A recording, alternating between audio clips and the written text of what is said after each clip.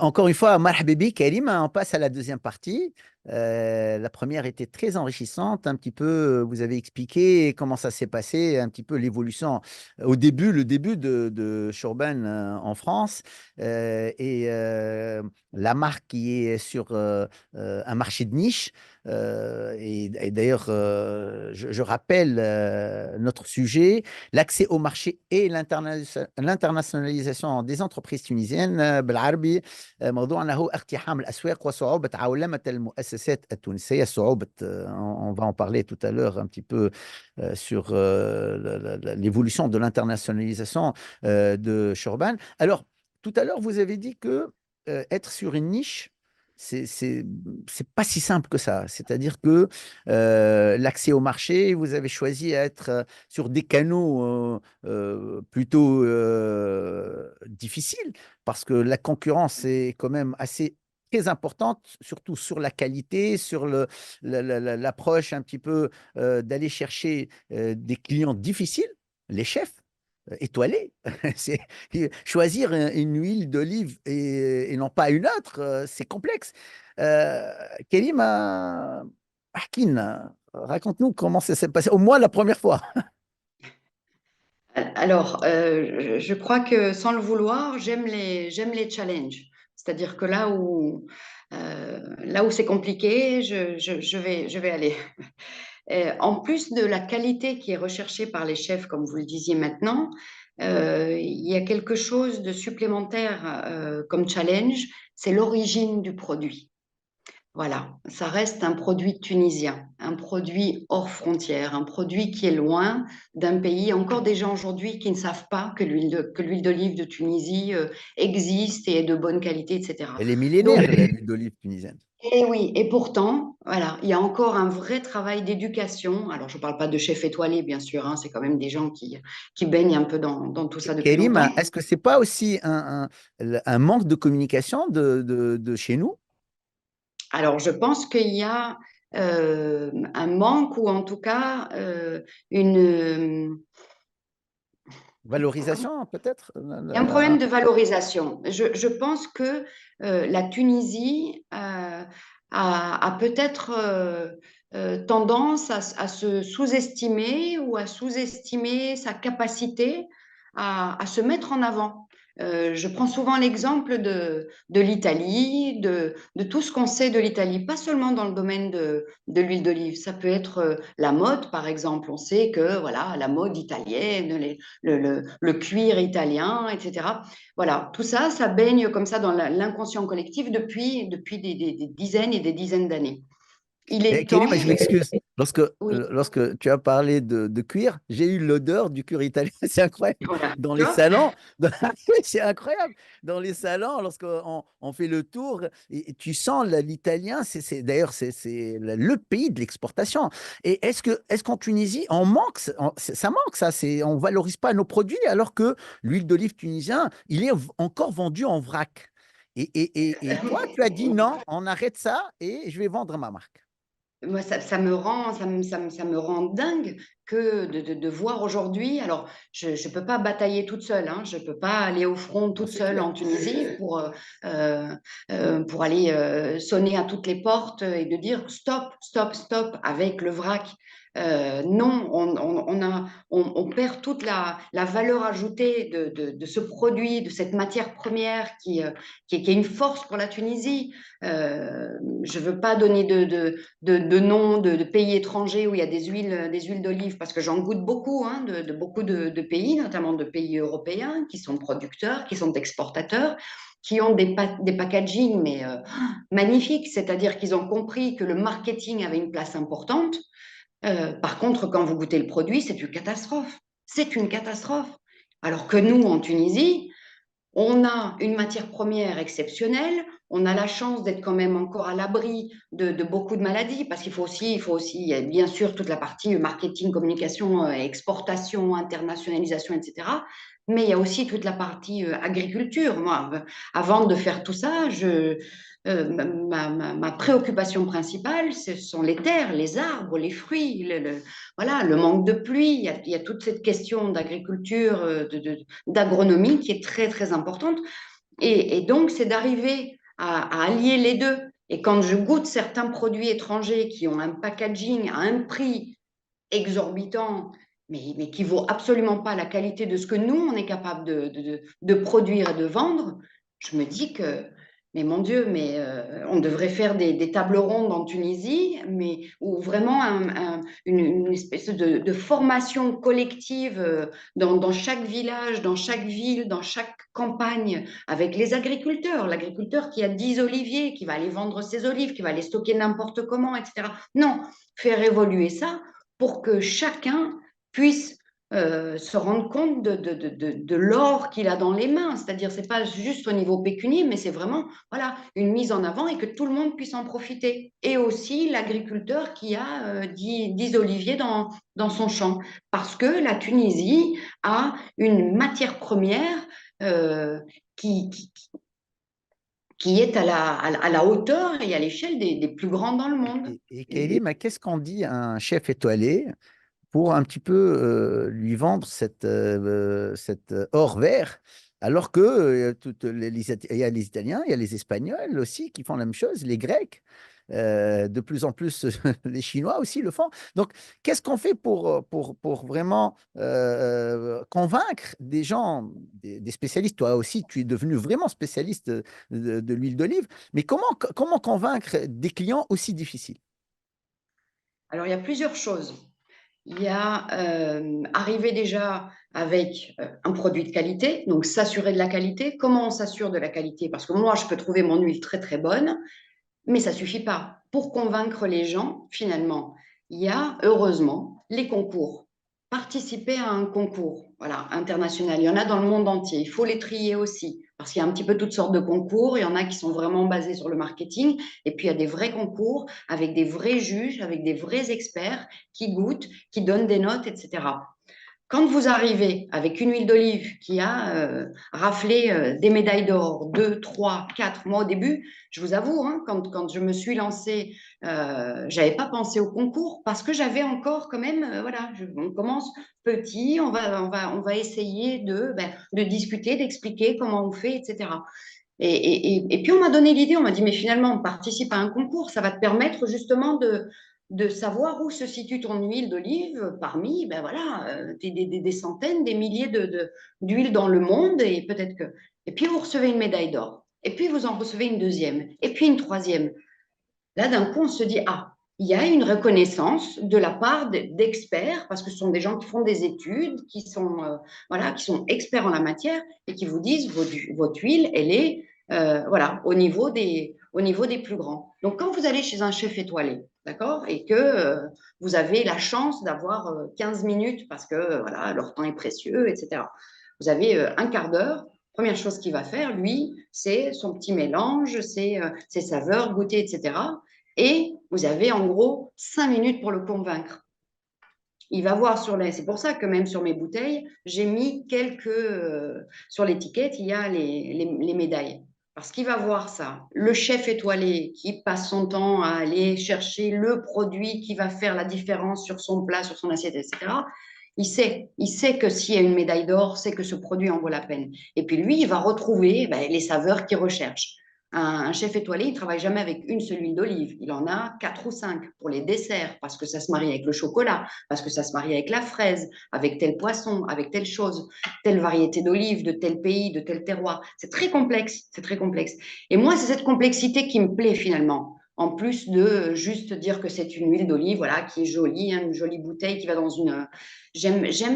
J'aime l'histoire qui va avec. J'aime la recherche voilà. Je veux que quand on la savoure, on retrouve voilà quelque chose d'un peu unique qui sort de l'ordinaire. C'est pas une huile qu'on va mettre juste pour cuire de légumes ou autre. Non, il faut qu'il y ait quelque chose en plus. Et donc, c'est ce que j'essaye, c'est le message que j'essaye de transmettre aussi à un chef. Et après, libre à lui, évidemment, de choisir et de retrouver ce qu'il recherche dans mon produit. C'est un vrai Le challenge. position. Non, non, c'est un vrai challenge, mais je me dis, Shorban, elle a choisi ce positionnement quand même assez intéressant en France, parce qu'elle connaît le marché, parce que peut-être elle connaît les réseaux de distribution, elle connaît les chefs, mais aller au-delà de la France, comment ça se passe? Quel marché choisir et pourquoi? Après, ça se fait, je ne vais pas dire presque naturellement, mais euh, les réseaux sociaux, hein, un peu de marketing, etc. Est-ce que vous Euh, avez un département pour les réseaux sociaux? Comment ça se passe pour les... j'ai un community manager. Ou Voilà. vous externalisez peut-être? J'ai une personne qui gère les réseaux sociaux dans la mesure du possible. Après, moi, j'essaie de, voilà, je gère d'autres choses. Donc, parfois, on travaille ensemble, bien sûr. Et puis, comme je vous dis, comme c'est quand même une niche, finalement, c'est un milieu où il y a des échanges et donc où les gens viennent un peu naturellement vers vous en disant, voilà, j'ai entendu parler de votre produit, etc., etc. Donc, ça reste un réseau assez fermé, qu'on aime bien sûr toujours agrandir.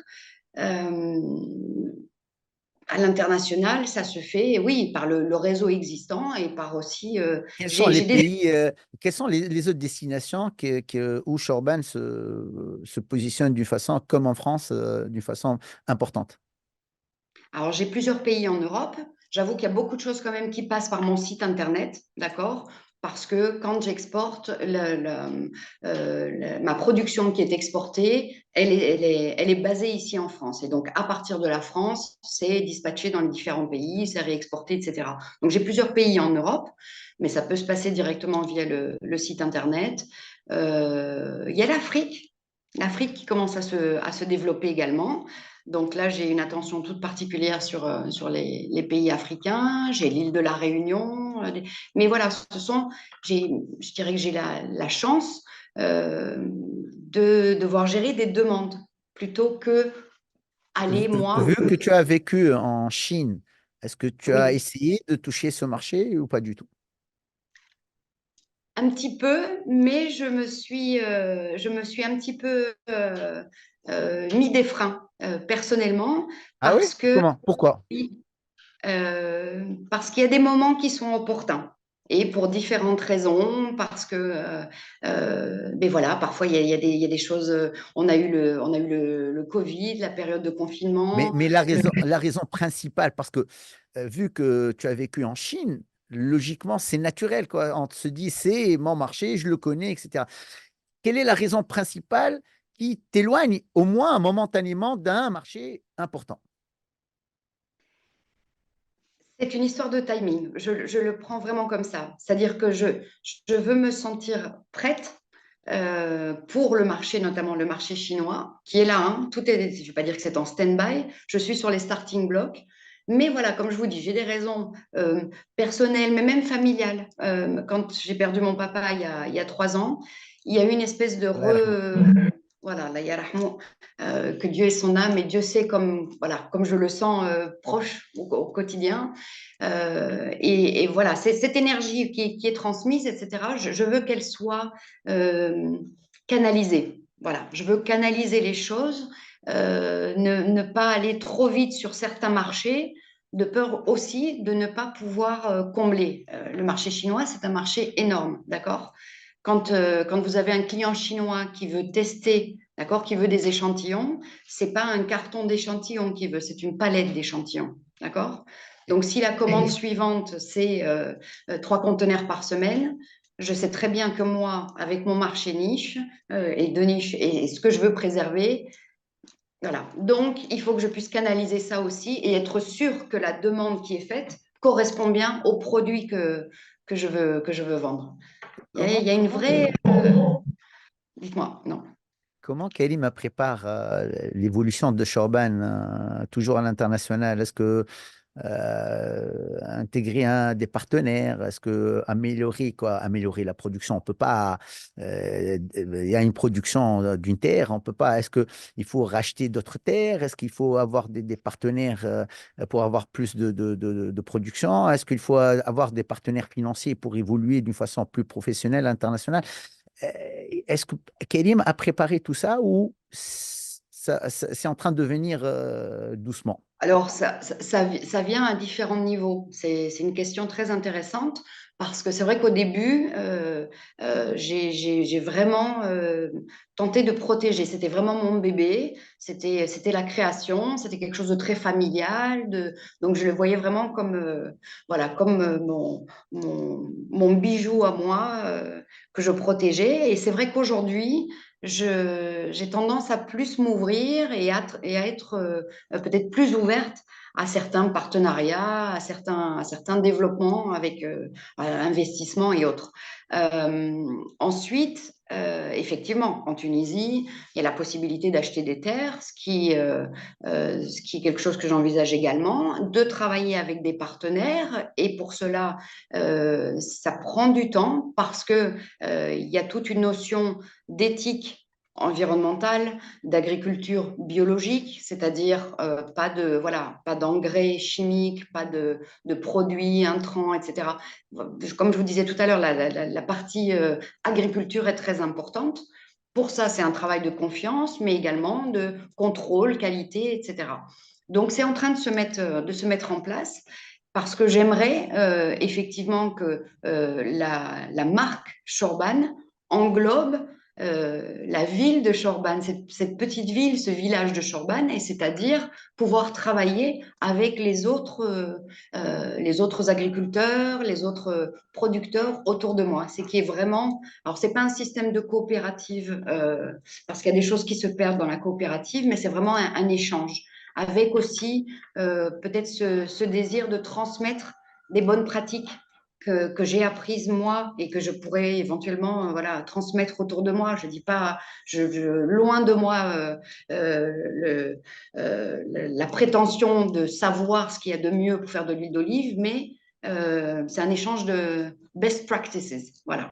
Il y a ça. Et puis, il y a aussi toute la partie tourisme alternatif. Je veux que non seulement il y a l'internationalisation du produit, de la marque, de la valeur du terroir tunisien, mais c'est de faire venir des gens jusque-là. Vous venez voir comment ça se passe, venez voir comment on produit, venez voir la Tunisie. Soyez rassurés, voilà, c'est un pays ouvert, c'est un pays riche, c'est un pays hospitalier, c'est un pays qui a, euh, euh, qui a quelque part besoin que l'international vienne à lui. Parce qu'on sait aussi qu'on a perdu énormément d'investissements. Il y a beaucoup d'investisseurs qui ont fermé en Tunisie, qui sont allés dans d'autres pays. Eh bien, revenez. Et par ce côté peut-être un peu pas dire bohème, mais voilà, toujours lié à l'agriculture, à la gastronomie, bon, paysage fantastique qu'on a en Tunisie, c'est de faire venir, voilà, j'aime cette touche toujours un petit peu plus, moins business oriented, moins, vous voyez, on n'est pas dans la finance, on n'est pas que dans la finance. Il y a vraiment quelque chose de terrien, de terroir, c'est aussi ça que je veux ramener, voilà, c'est de les amener à la Tunisie. Et donc, il y a une partie, voilà, un peu de tourisme que j'aimerais développer autour de la marche urbaine. Bravo pour cette cohérence parce que ça va ensemble quoi finalement. Vous travaillez sur une niche, vous voulez aussi raconter une histoire, vendre un petit peu cette beauté et cette bonté et cette qualité de l'huile d'olive bio. Donc vous êtes très cohérente. En quoi, par exemple, l'écosystème peut vous aider à encore évoluer à votre vitesse, quoi? écosystème. Je vous avoue que là, on a vécu 3 années assez compliquées, la sécheresse, etc. Donc, j'essaye de rester à jour, et ça, c'est un gros travail aussi, ça prend énormément de temps, de rester à jour sur les différentes pratiques, parce que le manque d'eau, on le sait, hein, par exemple, le réchauffement climatique, ces choses-là, vont avoir une influence sur la production, parce que je fais de l'huile d'olive, je fais également des amandes. Euh, c'est un peu complexe comme situation aujourd'hui, mais on étudie toujours les meilleurs moyens aussi bien de garder cette éthique, cette protection du domaine, de l'écosystème qui est le nôtre en Tunisie, tout euh, tout en évoluant. Kérim a fait son boulot. Mais Oui. de l'autre côté, il y a aussi son environnement. Comment l'environnement ou la partie aussi administrative ou la partie aussi gouvernementale, comment on peut t'aider à ce que Shorban ou d'autres marques peuvent évoluer et améliorer? Bien sûr, il y a le problème de l'eau, il faut essayer d'y réfléchir ensemble. Mais qu'est-ce qu'on peut faire pour améliorer les performances de Shorban? Alors, c'est fou parce que j'ai toujours été très, très discrète par rapport à ça. Discrète dans le sens où euh, je n'ai jamais voulu aller sonner à des portes en disant, mais est-ce que vous pouvez m'aider? C'est-à-dire que de manière un peu personnelle, je me suis dit, bah, je développe quelque chose, je n'ai pas à aller demander des subventions, etc. Parce que ça, on m'en parle souvent en Tunisie. Oui, mais le gouvernement peut t'aider, les administrations, etc., etc. Donc, c'est quelque chose sur lequel je ne sais pas, il y a peut-être un petit peu de timidité parce que c'est pas mon fonctionnement. Je pars du principe que voilà, quand je me lance dans quelque chose, je le fais moi-même. Mais je dois quand même signaler que j'ai eu énormément de retours des administrations, que ce soit même fait de Ouled Mehdi. J'ai eu la chance de rencontrer le gouverneur de Mehdi et des échanges enrichissants et rassurant. C'est-à-dire que ça se terminait vraiment sur des notes où vous pouvez avoir confiance en nous. Si vous avez besoin, nous sommes là. Et c'est ce que leur disais aussi. Le message, c'était si je peux avoir confiance en vous, ayez confiance en moi également.